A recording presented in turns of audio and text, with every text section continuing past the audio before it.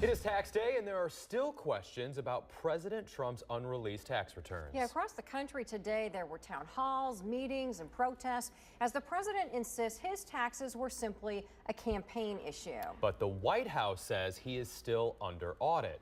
Blaine Alexander joins us now live from our Washington newsroom with more on this story. Blaine, bring us up to speed here.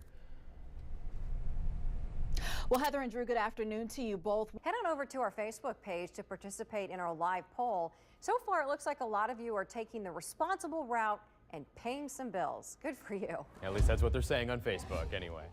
Well, in just 2 days, construction is set to start on a 300-unit apartment complex in Ginter Park across from the Union Presbyterian Seminary. This as outraged residents continue to battle the city about this project, claiming this property was mistakenly zoned decades ago. NBC 12's Richmond reporter Kelly Avellino has the latest developments for us. President Trump's plan to crack down on violent street gangs is moving forward. Speaking in a meeting with federal law enforcement officials today, Attorney General Jeff Sessions said the Justice Department is ready to enforce the president's directive to dismantle transnational criminal organizations. Sessions singled out the MS-13 gang. If you are a gang member, we will... The man accused of starting a fire that caused a section of the interstate in Atlanta to collapse has pleaded not guilty. Basil L.B. was released on a $10,000 signature bond, which means he only has to pay if he doesn't show up for court.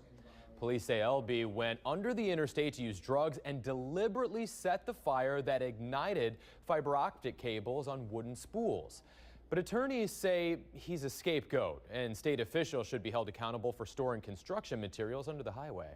This past Easter Sunday, one family will never forget traveling through Ohio when the Flynn family and their infant son were leaving Ohio heading back to Nashville after spending the holiday weekend with their family. But before getting too far, it started pouring down rain. Look at that. The car stalled out because of all of the water. And then when Coleman Flynn opened his car door, water came pouring into the car. Well, to make matters even worse, his wife and 5-week-old baby were sitting in the back seat. That's when he noticed a woman, a stranger, running up to help. We were able to turn the battery on enough to get the window down. collapse the car seat. Abby says the woman ran her son to safety, then went back down to help them out. They were able to get out through the passenger window. Sandra Peterson, the woman who helped them, says it was just a matter of being in the right place at the right time. A fisherman's tale so big, even the Vice President of the United States is involved. What started as a fishing trip to raise money for charity turned into an epic battle of wills in Florida last weekend. Elliot Sudal hooked a fish and ended up battling it for a couple of hours. As he was in the middle of this epic struggle, he noticed a couple of Secret Service boats nearby. And that's when Vice President Mike Pence caught wind of the story and decided to go check it out for himself. I saw 2 Secret Service boats hovering like right off the beach, and Administration for years tagging fish. As promposals go, this one was a bust. Literally. Dashcam video shows a Georgia police officer stopping 2 teens in a white pickup truck. The officer explains to the boy that he's being pulled over on suspicion of drug possession. As the officer searches the truck, he finds a Ziploc bag. The officer asks the teens if they know anything about what's inside this bag before putting the boy in handcuffs.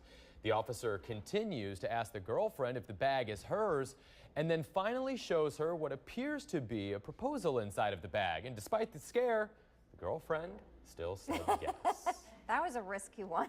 That is a risky move indeed. Gutsy. All right, finally at 5:30, a Mississippi high school senior is on track to graduate with, get this, a 13-year record of perfect attendance. Jackson Rosaniski hasn't missed a single day of school since starting kindergarten. That is nearly 2,400 days of hitting the books without a sick day or a skip day. The 17-year-old said he never expected to set a goal, wasn't trying to set perfect attendance, it just kind of happened. His parents say their son has been fortunate to have good health, and everyone in the family likes order and routine. The only close call happened one day when his mom had a flat tire, but thankfully a neighbor stepped in and took Jackson to school. Very honorable. Indeed. Your news at 6 o'clock, just 2 minutes away.